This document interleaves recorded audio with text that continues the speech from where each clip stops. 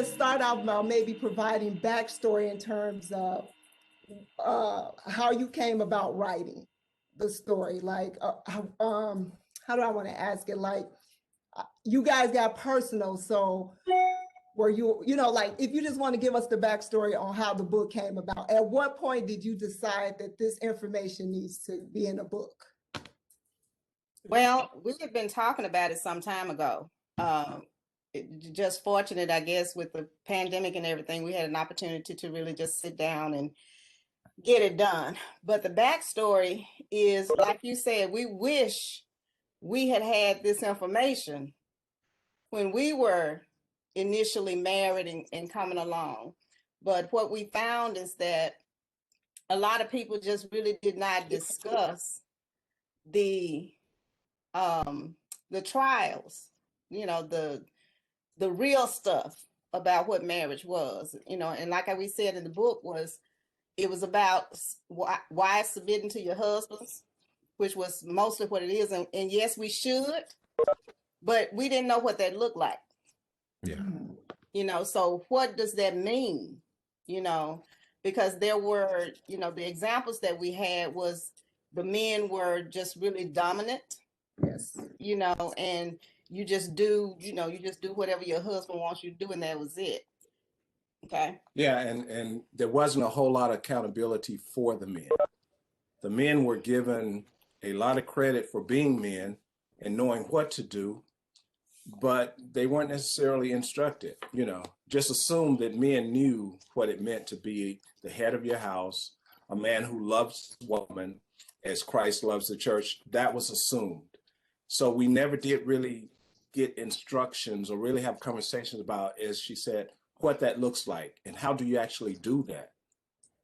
So that prompted the areas in the book about being. How do you being and becoming, the process of that. And we have found out over the course of our marriage that you become in increments. You grow, you learn, you implement. You find out what works, what doesn't work, and then you stick with the principles that are proven. And we found out the principles that are proven are good for everyone. It's not just us, but they actually work for any covenant relationship. And then, like many marriages, we think that when we walk to the altar and stand before the preacher and in the witnesses and before God, and we say, and the preacher said, we now pronounce you husband and wife, that's just automatic. I've never been a wife. Yeah. He's never really been a husband. So what does all that mean? Because that's the state of becoming. We got married, yes, but to really say that I was a wife, I knew how to do some things. I knew how to cook, but I didn't really know how to minister to him. Yeah. Because we had never lived together, So, and then we come from two different places and two different spaces in our lives. That's good. How do you that was one of my questions. I read where I think you came from a single family home and he came from a 2-parent home. So, and like I came from a 2-parent home, he came from a 2-parent home, but the dad in my home was more dominant. So how do you explain that? Like how, and bringing that into a marriage? So you can only imagine that was kind of a struggle for us, because I was not going to be how my dad did my mom. So I did everything opposite. So that caused conflict. So I noticed you mentioned that. So can you speak to that a little more? Well, I'll say this. One of the things we learned that was important to take into consideration is the impact of what we bring based upon where we come from. And we usually call that our family of origin, history of origin and family of origin, which is basically my personality, my character, and all those things that went into building that. What my family did and what the people around me did. That was a whole different world from her world. And sometimes we use the example simple that, in your household, that you put sugar or salt on your grits. Your rice. Yeah, right. Your rice. Do you put sugar or salt on your rice? Depends on time of day. No. And this is a very strong point for people. Now, where I come from, you don't put salt on rice unless you're making a rice pudding, and we don't like rice pudding. So, but people who put sugar on rice think that's the way to go. Yeah. And something as simple as that comes from your family of origin can be an example of how you have conflict in a relationship just because you're different and you don't know how to bring those differences together. Yeah. Go ahead. So love is not the only ingredient in making a healthy marriage work. It sounds like there's some practical things that need to be done in order to make a marriage a successful marriage. Can you talk about some of those things? Maybe that, since I haven't read the book. Okay, we often like to say that love is everything. God is love. Love is the ultimate sacrifice, but love actually doesn't do the work. Yeah. Love creates the groundwork. It creates the grace. It creates the atmosphere for everything to happen. But love doesn't do you right or do you wrong. Love is. It's a state. It's an entity. So, and we had this conversation with another group about, whether or not is love enough. Love is enough, but when we base our definition on romantic notions that we get out of our songs, our movies, our plays, no, that won't work. That does not work. Love is, we like a definition we use at Love Alive where it says, you want me to get it? Yeah, give the definition of love. Love is the commitment of my will to my spouse's needs and best interests, regardless of the cost. Oh, I love that. I like that. I love that. And when we start plugging ourselves into that, you have to pull back because you just sense that I may be falling short. If I'm upset at her for some reason, and I plug myself into that formula, I understand that if there is something short, I'm supposed to be selfless and willing to sacrifice and make the difference. Mm-hmm. That statement is based upon God's love, agape, because it says, well, God so loved the world that he gave. Yeah. So if I love my wife, what am I supposed to do? I'm supposed to give. Now, God gave us his son, and he said he don't wish that any of us would perish, but we're going to perish. A lot of people will perish by choice, by will. So just because I give her love and she doesn't respond the way I expect her to doesn't mean I'm supposed to not give love. That's so good. To learn and try to figure out what does that look like? How do I plug that in? And so in our book, the B attitudes of how does it look when I plug in selflessness, sacrifice, virtues and principles that will make me be what I need to be to my partner. And not only my wife or your spouse, but anyone that you're in relationship with that you love. It all applies because love is love. It leaves the atmosphere, but we have to do the work. Good. I like that. I'm going to take you back just a little bit. Can you go back to the beginning of where your love journey started and how it started? You mean all the way back to when we met each other? How far back are we going? You take it there as far back as you want. Well, tell who we are and what we have. What? Do what? Who we are and what we have. How long, kids, all that. Oh, okay. Yeah. Okay, we've been married 41 years. Oh, wonderful. Wow. So we met.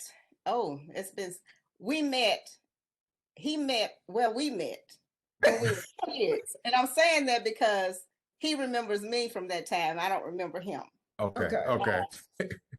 We met, my mother and his mother had a mutual friend, and she lived down the street from me. So we would go there and play with her daughter and her cousin. So he was there playing with the cousin. I was there playing with the friend's daughter. Years passed, and we met again at a Bible study. And I always tell people, I said, he was cocky He was like, he was like, I don't know, 12, 13. That was another time that we met. And there was a question asked. You remember when Jesus fed, the 5,000 through 2 loaves of bread? And the question was asked, how many people did Jesus feed? I said 5,000. He said, no, that ain't right. So, I just felt like he was just kind of cocky with that. So I don't think I liked him very much at that point. So, but then again, we met again. I actually gave my life to the Lord, fully committed my life to the Lord, and joined his father's church. And I was 14, and we became very good friends at that point. I sang in the choir. He played piano, organ, whatever. So we got connected that way because, like I said, I sang, he played, and a lot of times he would play for me when I sang or practiced or whatever. So that's how we got together and became friends, and it just evolved from there. Beautiful, beautiful. I see Mark looking like that ain't the whole story. I'm gonna let him tell his part then. That's close enough. That's close. We can open up for questions. Yeah, let's open up for some questions and see if anybody else have questions. I know we want to talk segue into the book, and this is our precursor to the book. But any questions that you all have, anybody that may have read the book already, started reading the book, or just in general have questions to them in regards to. Because 41 years, I know y'all got a lot of stories. Yeah. Okay, who has questions? Any questions? First, I read the book, loved it. I have a niece that's getting married, so my goal is to send her a copy and her fiance to read the book before marriage so they can start having a dialogue about the bees.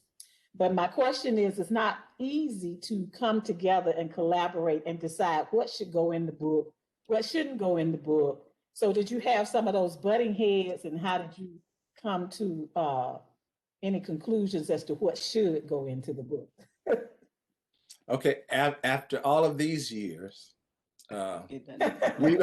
we worked out some rhythms, and we employ those anytime we come into confrontation. And I like to look at engagement is two parts. There's confrontation, and then there's conflict. Mm-hmm. And I like to say confrontation is inevitable, but conflict is optional. Because confrontation just means we approach each other and we address each other. Conflict is when we start acting upon the disagreement. So over these years, we've learned how to work our rhythm in and out of that using some of the things in the book. So when we started with the book, we did have a lot of different ideas. And we would lean one way, we would lean the other way. The book had one voice, and then we changed the voice, we changed the format, and it got to the point where we knew what we wanted the content to be, but how we wanted to sound, we were having a little issues. So I knew that if it sounded, if she spoke her heart, that would be true. And so I decided to work with her heart, how she expresses herself from her heart, because you really want that in a book about information about relationship. Yeah. You don't want so much technical information or instruction, but you want something that feels. So when we got started, it was way more than the 25 Bs. We had about 50, and we had to stop. We actually cut half of them. Because we had a lot of information and we didn't want it to be burdensome for the reader. But we were happy with how things came together in expressing how I think and how she thinks. So we came together that way. So we just had a lot of discussions to make sure that what we put in there was okay with it. So there was no conflict about it. Mm-hmm. we just had the discussions, and I made sure that, because I've been a writer since I was, I don't even know, 12. You know, I've always written poetry and different things like that. So the book was a compilation of our thoughts, you know, how he felt, what he thought about certain things. And I just put it together. Mhm. And it reflected the things that we had actually gone through. So everything in the book are things that we personally experienced and we worked through. So we felt very personal about the information we put down. Good, good. Now, were these solutions like you have like a lot of solutions to how to handle issues? Were they solutions that you all came up with through prayers, or what did you work with somebody else to help you with your issues, and this is what you concluded that would work for your home? Now, I will say we've done a lot of reading on relationships and a lot of research. A lot of the stuff that's in there we have actually done, or we do, especially the 20-second, 30-second hugs. All those type of things that we put in there are things that we actually do. We had to learn how to communicate, where we stop telling each other, you know, where we search for clarity. Yeah. You know, and make sure that we understand each other, because it's true when they say men and women do not think alike, and neither do we talk alike, you know. So the communication can be kind of strenuous when you don't understand each other, you know. So we had to learn how to do that. How do we clarify? How do we get our message across to each other? Because if I can't get my message across to him, then I have a problem. Yeah. You know. And about what we do, and a lot of the things are things we actually worked out. And we've had training, we've had coaching, facilitation, we've had a lot of background training, because we've been working in the field of ministry for relationships since When, babe? I don't know. I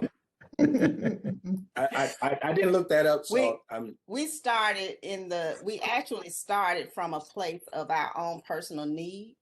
So we started in the 1980s, you know, and that was through prayer, getting couples together and just starting dialogue, you know, dialogue, or trying to, Mm-hmm. You know, just with prayer, so we can make it to the next step. And we didn't have a whole lot of information. And then a lot of the information that we found did not apply to couples like us. Okay. A lot of the stuff was, if I can say, more general. Yes, you can say it. Y'all reading her lips or something? Did y'all? I heard what she said. It wasn't culturally relevant. Yeah, it was culturally relevant. And so we would have to get material and tweak it so that the people in our community could relate to it. Yeah. So we start looking for that and developing things like that. And then some of the things we got to in the book are a reflection of things we came to understanding. There's a chapter in the book that's called Agree to Agree. Yeah. Mm-hmm. And, you know, for years, we would just talk about agree to disagree. And that is a point. That is a very important skill to have, to be able to agree to disagree. Mm-hmm. And we use that for a very long time because it does create a pause in conflict.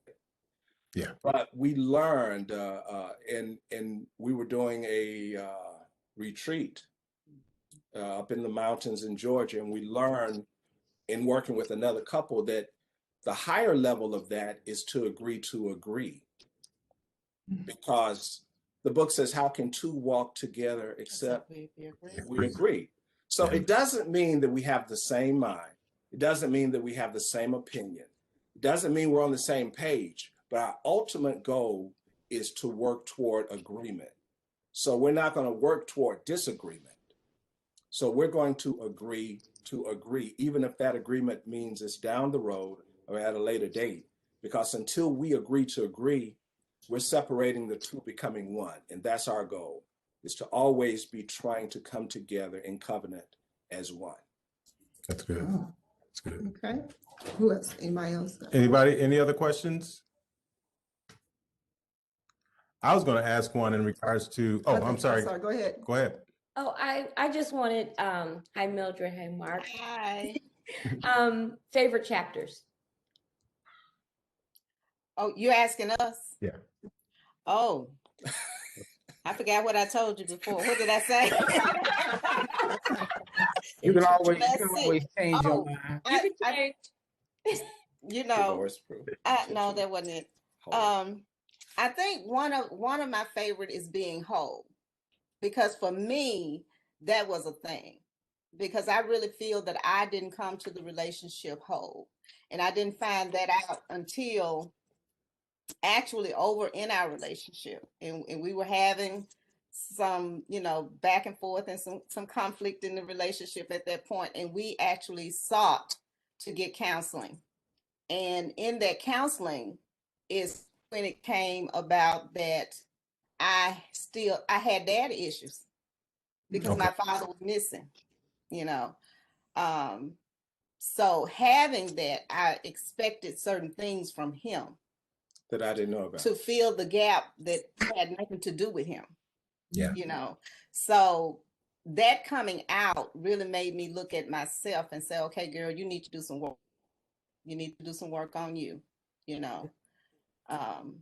but yeah, so that's the one chapter that I like. What about you? One of my favorite chapters is being intentional, because to me, that's the way we determine whether or not we're making progress. That's the way we know whether or not what we do makes a difference. So if we're going to say we're going to communicate better, and we talk about some skills of doing that, some simple things like taking turns or not using certain language. If we don't actually intentionally put that in and hold each other accountable for it, we won't master those skills. Mm-hmm. Yeah. And there are a lot of things in a relationship, because we're together, we're close, we're bound together. So we have to learn. Well, I say it's best for us to learn to do things that work for the both of us. And so being intentional in that, to me, is really, really important. It's something that I can use every day. Am I being intentional the way I regard her, with my compassion, my grace, my love, my affection, my affirming? All of those things I need, and it may not be part of how I am, like, my personality type or whatever. But if I'm intentional and I plug them in, it makes the difference. Powerful, thank you. That's good. That's good. What about things in regards to, and I know you mentioned selflessness before. How do you remain in a selfless way versus thinking about self? Because I think that's where the conflict sometimes comes in, is when you're defending self in a relationship. How do you avoid those type of conflict scenarios? I think one of the things is he was talking about the language that we use. First of all, we have to change the narrative. We have to stop telling each other what you're not doing. You do this and you don't do this, and if you would do this, then this would be better. Yeah. So I think if we change the language, one of the things that we did was we took out always and never. That was the first thing that we did, because we found out that nobody can always do anything, and nobody is gonna never do it. Yeah. Those two things you have to remove, and then take personal responsibility. Is like I said, if I'm not getting my message across, then there's something missing in the way I'm communicating, and I have to figure that out, without all of the energy. And especially for us women, because we can, Right. we can get there. Yeah. So we have to, and I'm saying that because we're a different breed, so we have to really learn to hone our emotions, because we can be some emotional creatures, and our men really don't know how to handle it when we get to that point. So what are we going to do? How do I calm myself? And for me, I'm not saying this works for everybody. For me, getting in a quiet space and thinking about a better way of doing things, that helps me. Because I can sit back and meditate and read a book, and I can come back refreshed, and we can face this thing again. You know what I mean? That's good. Does that make sense? Okay. And another thing is changing our language was very important. And then we talk about emotional stuff, and we like to just call it energy. Energy is a source. And if you remember your 7th grade science about the laws of conservation of matter, that energy can't be changed or destroyed, just be converted and moved around. So we generate a lot of energy in our engagement. And the energy that the woman generates may not look like the energy I generate. Her energy may be hot, red, yellow. My energy may be brown and black. My energy may be quiet like a black hole. Her energy may be loud like a volcano. But it's just energy. And it's neither good or bad. It's just powerful. And understanding how to respect the energy without judging and qualifying it in a negative way is very important.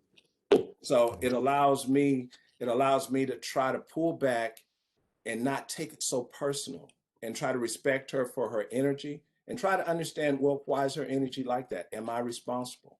Then I start doing my self analysis. Well, what am I contributing to it?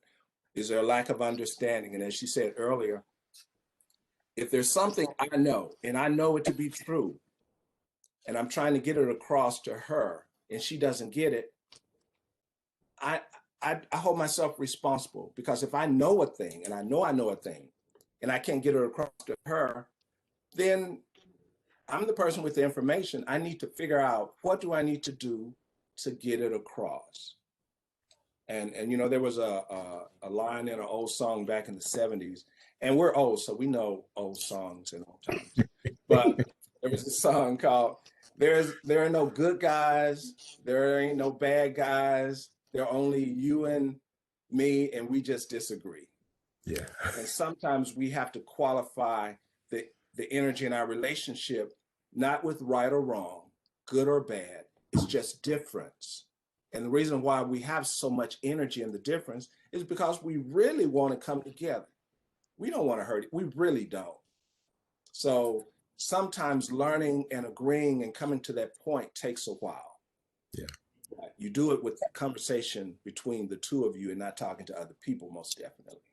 Can I get a question in just down the lines of long-term relationships? My first crisis counseling session as a young pastor was a couple that was married 25 years, and they were coming to announce that they were going their separate ways. And I was devastated. I mean, I was devastated because, first of all, I'd never seen anything like this, and I didn't know it was possible. I think at the time we were about 17 years in, and then now over the years, more and more you see 25 years, 30 years, 40 years, and there is a reason why at that stage of life people make that decision. Are there things that we need to look at seriously as we grow together in marriage? And are there things that we need not sweep under the rug so that it doesn't create that crisis for us? Yes, most definitely. I remember a while back we were doing some sessions, and there were some older couples who had been married 25 years or more. And they decided that they didn't want to be involved with marriage enrichment classes and talks and interaction, because they said that they had made it this far and they were living the way they were living, and they didn't want to rock the boat. Wow. And basically what I come to understand that means, and we've seen this happen, we have a workshop called Dynamic Marriage. And it's like 8 weeks, 8 or 9, 8 or 9 week workshop. And on the front end, we have to tell people that in the course of this, you will learn things about your spouse. Mhm. that you probably didn't know. And you will come to some awareness, and some relationships may not survive the process. And but part of that was that they were supposed to identify where their relationship was. Because if it was already in a chaotic state, Mhm. that wasn't the workshop for them. Okay. But people were not some of them Mhm. were not honest about where they were. So if you put a pin in your relationship and you decide, this is as far as I grow, that's really as far as you go, because you may not make it with your partner. If your partner decides to put a pin in it, maybe y'all can just stay there for another 50 years or till the kids get out of the house and then you go your separate ways. But if you don't commit to growing with your partner over the long haul, through every phase, through the little children, through the teenagers, through the empty nest, the in-laws, taking care of parents, all of these phases really affect a relationship. And you have to come to terms with your spouse. Or how do we grow, and how do we grow together, and how do we keep our bond together in the midst of all of these life issues that are pulling at us? It could be our jobs. It could be, just extreme things. So it's a conscious commitment that if you're not willing to make, you may find yourself after 30 years, well, I don't want to be with you. And both of you agree, we don't need to do this. This isn't working. You have actually grown apart instead of grown together. That's good. That's good. Any other questions? Those are some excellent questions. Well, and I have another one. How do you handle it with the new way of, I guess, the dating, the new relationships and all of that? So you have any insight? We have the young adults, we have the 25 and the 22-year-olds. So what does that look like for us discussing with them in terms, because, you don't want to put your view on them in terms of relationships. So what does that look like? Do you guys offer feedback to the younger generation that's looking to be married, or how does that work? Yes, we talk to them too. Now we have 3 of our own. We have one that's married. We have a daughter that's 28, and our oldest is just turned 39. So these are conversations that we have had with our children since they were teenagers. Okay. So we don't leave anybody out. And about what do we talk about? Number one, there are a couple of things that we feel like are essential in any relationship going toward matrimony. Number one, it's really important that you have friendship. Yeah. The basis of any good or great relationship is friendship. In the Bible, friendships were strong and important, and they're defined and they're highlighted because they're so important. So friendship, the commitment to the covenant, the love, those things will get you through. Now, after you make those things like committed, definite things, in the book, we talk about 7 things that we feel like people should discuss before they get married. And we actually tell young people to discuss them on the first date. And they're the things that people tell you not to discuss on the first date because you may run the person off. And we say, yes, that's the whole point. That's the point. The 7 things, the 7 topics are finance, food, faith, philosophy, which is religion. Religion, social life, sex, and family. Family. Did you say family? No, I didn't say family. Do we need to say those again? Yes. Okay, Family. you want to type them in the chat? Is there Yes, a chat? there's one. Okay. Finance, Hold on. food, Whoops. Uh-oh. faith, which is It's not religion. letting me type. Don't worry about it. You got to allow her Access. I think I got it. She has it. Family, Okay. Food, finance, finance, food, food, faith, religion. religion, Six. politics. Yeah, that's what Yeah, we that missed. was philosophy, politics, Uh-huh. And there's one more. social life. Mm-hmm. That's real good. Okay. Yeah, I like those. Those 7 topics are extremely important when you talk about 2 people talking about living together, forming a life together, trying to learn how to come to agreements.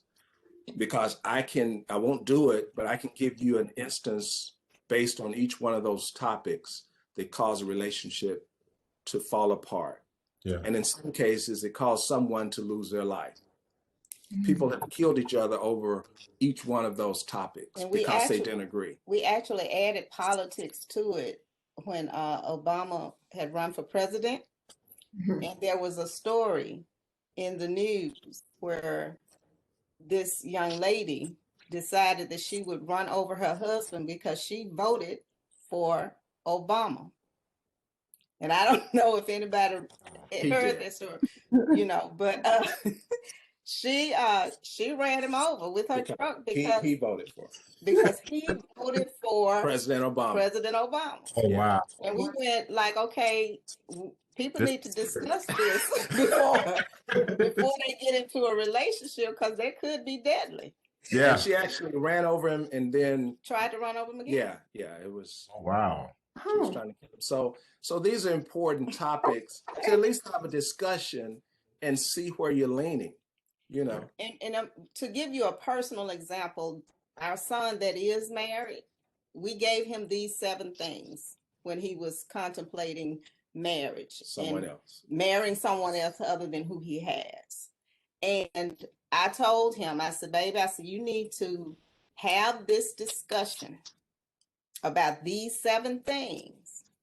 And the young lady couldn't handle it. She Wow. could not, she just could not handle discussing those 7 things. And, It gave him the awareness that he needed that this is not doable. well, he was hurt. Yeah, he was. Let's be honest. You're gonna be hurt. He was hurt, but like we said, it's kind of a weeding out type of thing. Because if you can't handle discussing these, you're not going to be able to handle discussing anything, especially when you get into a relationship, because things happen. Yeah. So if you can't communicate before you get married, you definitely cannot communicate when you get married. So, And I would imagine that these things will be constant discussions throughout the relationship, because sometimes you can give a position one day and really not be your position, but it's the nice thing to say. But as you develop throughout the relationship, that you continue to come back and revisit those things, so you can really formulate what your real thought is on those things. And it doesn't mean that you have to be fixed in your opinion about these topics. It's just means that you should be willing and able to have conversation. Yeah. Even if you have a difference, once again, if you have a difference of opinion, that should be able to be respected. If you have a preference in food choice, that shouldn't be a deal breaker if you can talk about it. It's just an understanding of respect. Yeah. That's good. Wow. This is some great insight. This made me all the more excited to read this book several times. I think we came to the end of the time, but Unless anybody had one other quick question. got time for These 7 things are the reason why I want to send the book to my niece, because she's marrying a guy that's half black, half white.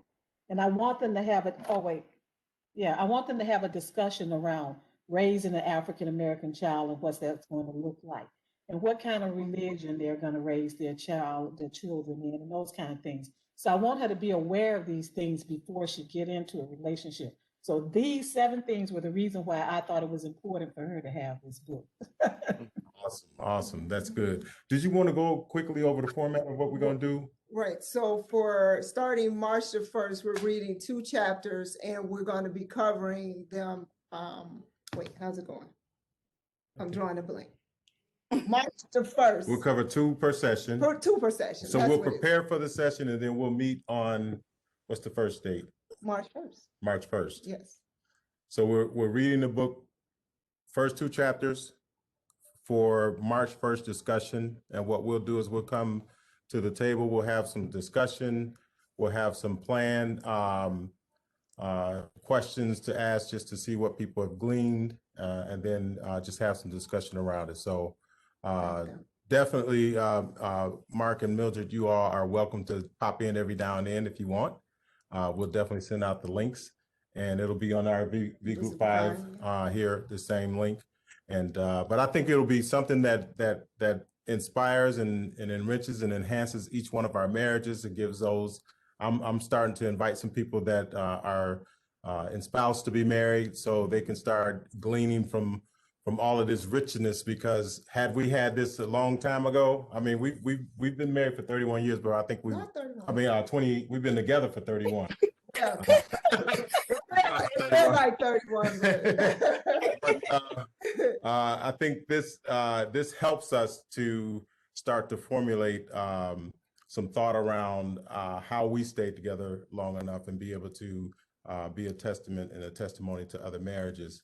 But these concepts are helping us to be better spouses to each other, and I'm looking forward to it. I'm looking forward to enjoying it. So please, everybody that's on the call, invite someone. Invite someone, share the book with them, and let's dive, and eat, because this is definitely some good gourmet meal. Details are on the We will be website. there. Yes, The details under events, you'll have all the details for the read. on the website. Yep. So please visit that, and thank you all for coming tonight. Right. Thank you all for inviting us. Thank you so much. Appreciate you guys. Thank you. Have All a good right, night, you all everybody. take care. Have a great night.